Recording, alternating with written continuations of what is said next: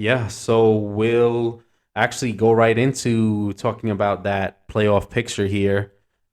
We're getting close to where we're going to start having that playoff selection committee start meeting, kind of really putting the pieces together and figuring out, by the end of the year, who are the four teams that are going to be in. Right.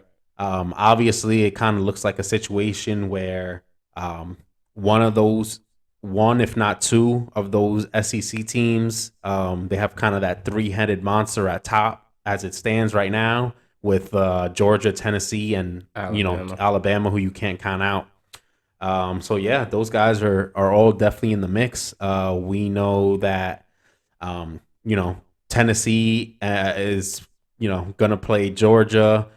We know that Alabama is likely going to face the The whichever one of winner of those two those that two, wins yeah. that game because they're probably going to the SEC championship game.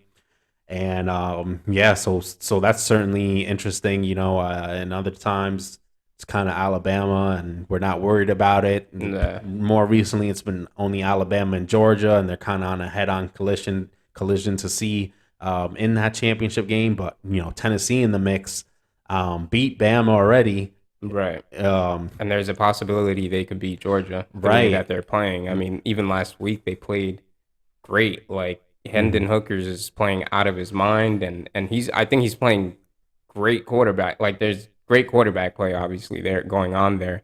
Um so yeah, with that three-headed monster, it's kind of like who do you really have coming out on top in the SEC for the most part? It's tough to say. I think it's probably going to be um it's tough. So here's the problem.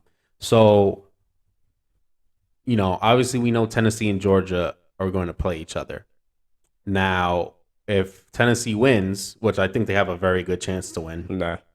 they go and they play Alabama and they play, in a neutral site game now.